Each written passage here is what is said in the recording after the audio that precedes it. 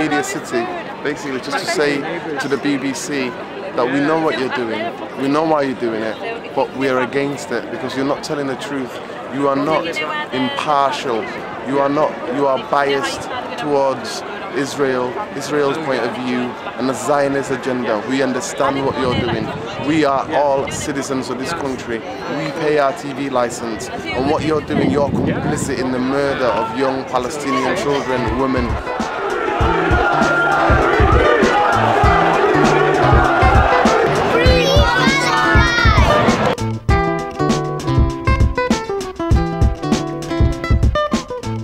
It was about Israelis being murdered that actually triggered this whole thing off, because it was the amount of attention that got through the media that kind of got people going crazy. Well, hold on a minute, why is this getting so much attention? I mean, don't get me wrong, it was a really, really bad and sad act, whoever's done it, whoever murdered those teenagers. But the fact that it got so much attention, to such an extent that David Cameron specifically talked about it as well. But hold on a minute, since 2000, over 1,500 Palestinian kids have died.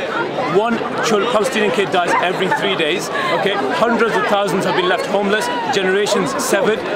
Just recently, when the 3 Israelis got murdered, prior to that, Israel had released 5,000 prisoners for one Israeli soldier. Just think about the difference, first of all. And then, as soon as the murders came to light, they re-arrested half of those people. The very same people they let go, they re-arrested them to try to question them about the murders. I mean, that's how easy it is for them. It's like a game, honestly. It literally is just, let them go and bring them back in. And where was any of that mentioned? And now the worst, and this I'm sure everybody will agree with me on this, the worst about this, the whole media coverage, especially with the BBC, is they look at it as a 50-50. Oh, Hamas is bombing them and Israel's bombing them, like equal fire or something. I mean, that's an absolute joke, absolute joke. If you saw a map of how Palestine was in 2000 to what it is now, it literally is diminishing. It's an absolute joke. And today, literally thousands of opinions have come together and united as one. And you know what, it's one of my proudest days of my life, and I genuinely hope, somebody mentioned just now I made BBC headlines, I wanted to make it national, I wanted to go international, just to let people know that we won't back down. Obviously, the whole reason we're here at the BBC itself is because there's a lack of media coverage, a lack of awareness. So by holding the bag, like we said before, you can raise awareness simply by holding it as like a fact of the history. It is there, making people aware that there is a problem, there is an issue. And obviously by buying it as well, you donate it to charity. All money goes to charity. I think so. There's no profit kept in it. Money goes to the same human people, Islamic belief and all that. But we thought by selling these bags as well, we can raise awareness at the same time, because people will get about with these bags, and they will be able to see it. Like, each bag literally saves a life, and I think it's an important message.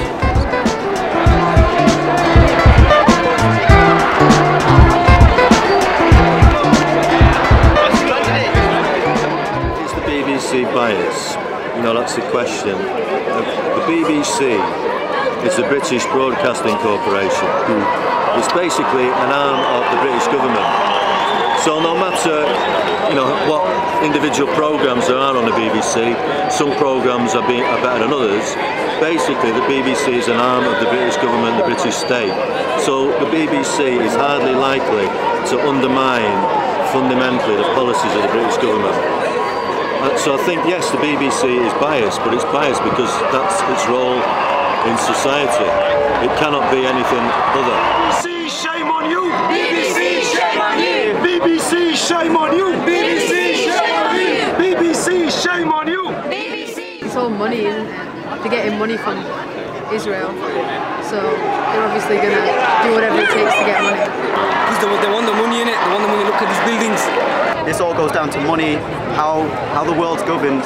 and politics in general. Like it's you scratch my back, I can scratch yours, and like I said before, I don't think Palestine as a country has much to offer like England or America or kind of these big forces, you see. So yeah, it's just a case of you itch my back and I'll itch yours, and Palestine has nothing to offer right now. They have shares in oil companies and they stand to profit. They stand to profit by war, yeah? They stand to profit by control of oil. A couple of months ago, there were NHS pay cuts, there was a protest of 50,000 people, and the BBC didn't even mention it. They didn't even mention it. You know why? Because they have an agenda, okay? Everyone has an agenda, every corporation has an agenda, but when that agenda is against humanity, yeah, it's causing death, it's causing destruction, and especially when our taxes are paying for the TV license. Basically, the way I look at it is our taxes are bullets in the heads of people. That's the way I see it. I'm not standing for that. As a doctor, I'm not standing for that.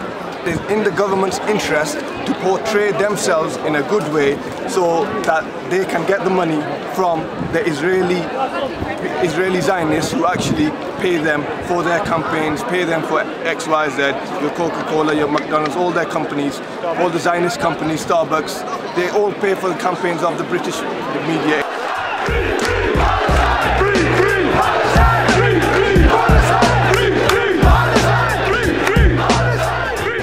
We're all human beings, we're all on the same planet. We must love our neighbours, you know? We only have each other and we only have one planet. If we allow the planet to be destroyed by the tyrants and war machines, then what have we got left? We're being divided by the propaganda machine, the government, the brutal army and so forth.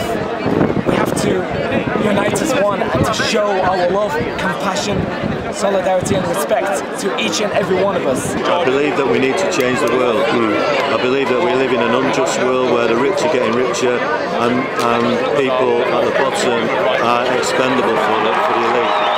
So yeah, I feel emotional in that sense, but I think politically, there's a political imperative for people who want things to change to try and educate themselves, understand what's going on, what are the real motives behind the actions of our ruling class and our government, and try and build opposition to it. Because if we don't, one thing we know for certain is things aren't going to get better on their own. Things are definitely going to get worse for ordinary people unless people stand up and organise.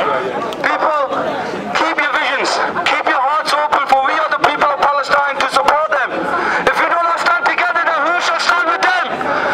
If we do not stand, then who stands whilst their houses are being taken over and their children are dying?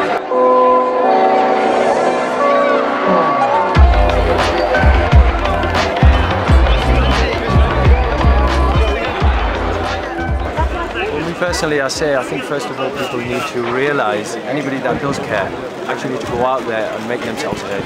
A lot of people out there do care. There's a lot of people out there sitting on maybe the sofas, watching all this stuff, even crying about it. But they need to actively go out there and actually go out there and scream that we are going to free Palestine. Not we want Palestine free, we are going to free Palestine.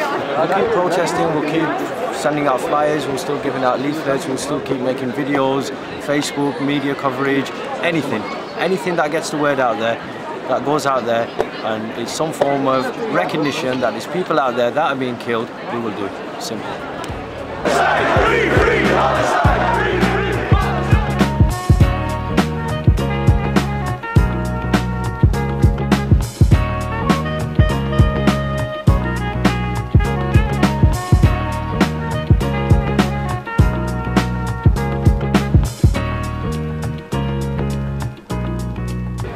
We are British citizens, we live here, we are British. We have the right to complain, we have the right to protest. Don't be frightened, do not be frightened. That's what the point to me. Do not be frightened to pick up the phone and speak to your MP and know the name of your MP. Here's his first name, his second name, her first name, her second name. Know who these people are, hold them accountable, because that's who you vote for. And if they give you the party line, you tell them, I am not going to vote for you, and I will tell my neighbours not to vote for you, and I will be passing out leaflets around the neighbourhood, around the community, not to vote for you, because you are supporting the deaths of children. Free, free, Palestine, free, free, Palestine.